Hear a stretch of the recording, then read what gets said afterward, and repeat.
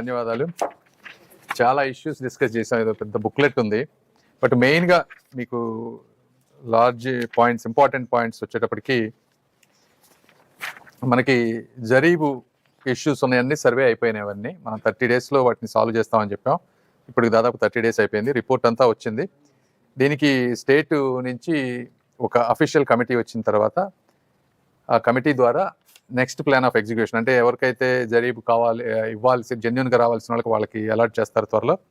ఎవరైతే 1-2 ఎక్కడైతే చిన్న చిన్న అవకతవకలు జరిగినాయో వాళ్ళకి నోటీస్ ఇచ్చే విధంగా ఎలా చేయాలనే దాని మీద డిస్కస్ చేసి అది ఎగ్జిక్యూట్ చేస్తాం. రెండోది గ్రామ కంటాలకు వచ్చేటప్పటికి టోటల్గా ఇంతకుముందు గుంటూరులో 238 కేసెస్ ఉంటే అదంతా సర్వే అయిపోయింది. తెనాలి డివిజన్ కింద 131 కేసులు ఉన్నాయి. అందులో ఇంకొక 25% అవ్వాలి. అయితే ఇప్పుడు ఈ మీటింగ్లో ఏంటంటే లెస్ దాన్ 10 సెంట్స్ ఉండి ఇంతకుముందు రిజెక్ట్ అయిన వాళ్ళు కొంతమంది ఉన్నారు, అంటే 415 మంది ఉన్నారు.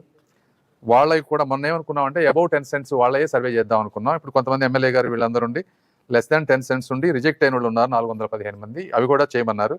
సో దాని గురించి ఇంకొక 2 వీక్స్ పట్టేటట్టుంది టైం గ్రామ కంటాలది. తర్వాత నిన్న 400 kV లైన్స్ రీరూటింగ్ దగ్గర కొంతమంది రైతులు వాళ్ళు వచ్చి అబ్జెక్ట్ చేశారు. అంటే ఇది అందరికీ తెలియాల్సిన విషయం. ఆ రైతులు 2013లో ల్యాండ్ ఇచ్చారు, అంటే క్యాపిటల్ ఇదంతా అవ్వక ముందు ఇచ్చినటువంటి ల్యాండ్ అది. వాళ్ళు అనేది ఏంటంటే క్యాపిటల్ తర్వాత క్యాపిటల్ వచ్చినా కూడా మేము ఈ మధ్యనే ఇచ్చాము, ఆ ట్రాన్సిషన్లో ఇచ్చాం కాబట్టి మాది కూడా ల్యాండ్ పూలింగ్ కింద కన్సిడర్ చేయమంటారు. ఏంటంటే అధికారులు ఎంత ప్రయత్నించినా కూడా అది అయ్యేటువంటి పరిస్థితి కాదు. సుప్రీంకోర్టులో కేసు ఉంది.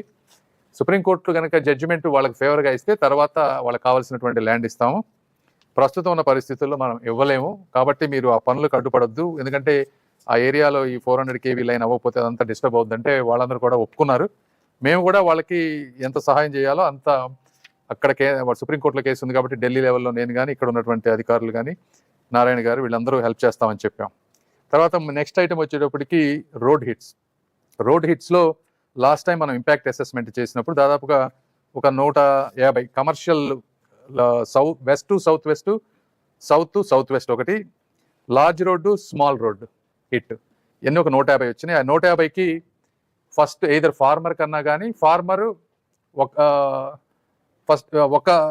ఆల్రెడీ ఫార్మర్ చేతిలో ఉంటే వాళ్ళు రీరిజిస్టర్ చేసుకోవచ్చు ఈ 150 వరకు. కాబట్టి ఇది డైరెక్షన్ వచ్చేస్తుంది. మీరు ఎవరైనా సరే రైతులు ఈ లిస్ట్లో ఉంటే గ్రీవెన్సెస్లో ఇప్పటివరకు మాకు ఒక 80 గ్రీవెన్సెస్ ఎన్నో ఉన్నాయి, వాళ్ళందరూ వచ్చి రిజిస్టర్ చేసుకోవచ్చు ఈ విషయంలో, రోడ్ హిట్స్ విషయంలో. ఈ 2 కాకుండా ఇంకో కొత్త 2 తీసుకొచ్చారు రోడ్ హిట్స్ విషయంలో. ఒకటి డివైడర్ ఉన్నా కూడా రోడ్ హిట్ కింద పరిగణించమన్నారు. రెండోది లార్జ్ ప్లాట్ ఉండి ఒక స్మాల్ ఒక 5% ప్లాట్, ఒక 10 అడుగులో ఏదన్నా అది రోడ్ హిట్ అయినా కూడా అది కూడా మమ్మల్ని కన్సిడర్ చేయమని మళ్ళీ ఈ మధ్య అడిగారు. వాటికి మనం ఇంపాక్ట్ అసెస్మెంట్ చేయలేదు కాబట్టి ఆ రెండింటికి ఇంపాక్ట్ అసెస్మెంట్ చేసి వాటి రెండింటిని కన్సిడర్ చేయాలా లేదని నెక్స్ట్ టైం తీసుకుంటాం. బట్ అట్లీస్ట్ ఇప్పుడైతే west south west, south south west, large road and small road ఉన్నటువంటి 150 మంది అవి చేయమని చెప్పాం. ఈ ఇష్యూ ఇంతటితో క్లోజ్ అవుతుంది. ఇవి కాకుండా ఇంకా వేరే వాస్తులేమి ముందు కన్సిడర్ చెయ్యం ఇప్పటివరకు అడిగినవి తప్పించి, కాబట్టి అది అర్థం చేసుకోవాలి. అదేవిధంగా ఉండవల్లి లేఅవుట్లో మొన్న కొంత స్మాల్ ఇష్యూ అయిందని చెప్పారు. వాళ్ళ రైతులు వాళ్ళ వాదనలు చెప్పారు, సిఆర్డీ అధికారులు వాళ్ళ వర్షం చెప్పారు. ఏదేమైనప్పటికీ భార్గవ్ తేజ గారు నెక్స్ట్ షెడ్యూల్ 30వ తారీఖు లాటరీ ఉంది ఈ ప్రాసెస్లో. ఆ లాటరీని వారు మరొకసారి మళ్ళీ రైతులందరితో కూర్చోబెట్టి మాట్లాడి అది ఏ విధంగా చేయాలి, మిస్కాన్సెప్షన్స్ లేకుండా అనే దాని మీద డిస్కస్ చేసాం. అది క్లియర్ అవుతుంది. తర్వాత లంకా ల్యాండ్స్ మనం ఈ 3 కమిటీ తీసుకున్న తర్వాత లంకా ల్యాండ్స్ అన్నింటినీ కూడా రిజిస్టర్ చేయాలని లాస్ట్ టైం మనం డిసైడ్ చేసాం. అందులో దాదాపుగా 79 ప్లాట్స్, అదే 9.14 ఇచ్చిన వాళ్ళ వరకు, అంటే అందరికీ కాల్స్ చేసి చెప్పిన 356 మంది మొత్తం ఉంటే 79 మంది మాత్రమే ఇప్పటివరకు రిజిస్టర్ చేసుకున్నారు. ఇంకా 277 మంది రిజిస్టర్ చేసుకోవాలంటే 22% ఇప్పటివరకు రిజిస్టర్ అయింది. మిగిలిన వాళ్ళని కూడా వచ్చి రిజిస్టర్ చేసుకోమని కోరుకుంటా ఉన్నాం ఇందులో. తర్వాత అసైన్డ్ ల్యాండ్స్ వచ్చేటప్పటికి దాంట్లో ఉన్న కాంప్లికేషన్స్, లీగల్ హర్డిల్స్ అన్నిటి కోసం రెవెన్యూ డిపార్ట్మెంటు, లా డిపార్ట్మెంట్ కోసం క్లారిటీకి పంపించారు. ఆ ప్రొసీజర్ ఎలా చేయాలి అనేది అది ఇంకా పెండింగ్ ఉంది ప్రస్తుతానికి. అదేవిధంగా గన్నవరం ఎయిర్పోర్టు ల్యాండ్ ఇష్యూస్ కూడా డిస్కస్ చేసాం. దానికి ఒక 3 ఆప్షన్స్ ఇస్తే ఒక ఆప్షన్ దాన్ని అందరూ కలిసి ఒక ఆప్షన్ని మనం ఫైనలైజ్ చేసాం. అది వాళ్ళకి ఆ రైతులకి కమ్యూనికేట్ చేస్తారు. అదేవిధంగా తర్వాత సిఆర్డిఏలో 30 ఇప్పుడు ఈ ల్యాండ్లు ఎవరికైతే వచ్చినాయో ప్లాట్స్ అన్ని వాళ్ళని బ్యాంకులకు వెళ్ళినప్పుడు 30 year లింక్ డాక్యుమెంట్ అడగకుండా ఉండే విధంగా మనం ఒక రిక్వెస్ట్ అడిగాం. దాన్ని బ్యాంకర్స్ అందరినీ పిలిచి లీడ్ బ్యాంకర్స్కి ఈరోజు చెప్పాం. ఆ లీడ్ బ్యాంకర్స్ ఒక 1 వీక్లో ఆల్ బ్యాంక్స్, చుట్టుపక్కల ఉన్న బ్యాంక్స్ అన్నిటికీ, స్మాల్ బ్యాంక్స్ అన్నిటికీ కూడా ఒక సర్క్యులర్ పంపించి మళ్ళీ ఏదైతే సిఆర్డిఏ ప్లాట్ అలాట్ చేసి రిజిస్టర్ చేస్తుందో వారిని 30 సంవత్సరాల వరకు కూడా లింక్ డాక్యుమెంట్లు అడగొద్దు, ఇదే ఫైనల్ డాక్యుమెంట్ అనే విధంగా కన్సిడర్ చేయమన్నా దాన్ని అందరికీ ఒప్పుకున్నారు. ఆ ఇష్యూ కూడా ఎండ్ అయిపోతుంది ఈ రోజుతోటి. అదేవిధంగా లార్జ్ రిటర్నబుల్ ప్లాట్స్లో కొన్ని ఇష్యూస్ ఉన్నాయి. అంటే చిన్న చిన్న ప్లాట్స్ అన్నిటికీ మనం ల్యాండ్ ఎక్విజిషన్ ఉన్న ప్లేస్లో అడ్జస్ట్ చేయాలనుకున్నప్పుడు వాళ్ళన్నీ వేరే దగ్గర లాటరీ చేసి చేయగలుగుతా ఉన్నాం. అయితే పెద్ద ప్లాట్స్ ఉన్న వాళ్ళకి ఇబ్బంది అవుతుంది. వాళ్ళందరికీ నారాయణ గారు ఫోన్ చేసి ఎవరెవరికి మీరు వేరే దగ్గర ఆ ల్యాండ్ ఎక్విజిషన్ వచ్చేదాకా వెయిట్ చేయలేము అని ఆ రోజున కొంతమంది ఉన్నారు. వాళ్ళలో 42 మంది మనకు ఆ రోజు అప్రోచ్ అయ్యారు. అయితే మళ్ళీ కాల్ చేసి మీరు రండి, మీకు వేరే దగ్గర లాటరీ తీస్తామంటే 24 మంది మాత్రమే వచ్చారు. ఆ 24 మందిలో 16 మందికి ఆల్రెడీ వేరే దగ్గర ప్లాట్స్ రిజిస్టర్ చేశారు. ఇంకా 8 మంది మాత్రమే ఉన్నారు. వీళ్ళు కాకుండా లార్జ్ ప్లాట్స్ ఉన్న వాళ్ళకి అంటే 5,000, 10,000 గజాలు ఇచ్చిన దగ్గర కాంప్లికేషన్ ఉంది. దాన్ని ఎలా చేయాలనే దాని మీద ఇంకా మాకు కంక్లూజన్కి రాలేదు. అది కూడా వర్క్ చేస్తూ ఉన్నాం. అదేవిధంగా మిగిలిన ల్యాండ్ ఎక్విజిషన్ ఎవరైతే ఇవ్వలేదో వాళ్ళందరితోటి ఇంకొకసారి ఈ వారంలో వాళ్ళందరూ వచ్చారు. ఈ మధ్య ఎమ్మెల్యే గారు నేను మాట్లాడి దాన్ని ఎట్లా చేయాలో చేసి ఒకవేళ మళ్ళీ కుదరకపోతే January 1st వీక్లో కానీ అట్లా ల్యాండ్ ఎక్విజిషన్ నోటీస్ ఇవ్వాలనేది ఆలోచన. అదేవిధంగా ఇంకా హెల్త్ కార్డ్స్, తర్వాత పెన్షన్స్, వీటన్నిటి గురించి చాలా డిస్కస్ చేసాం. చాలా ఇష్యూస్ ఉన్నాయి.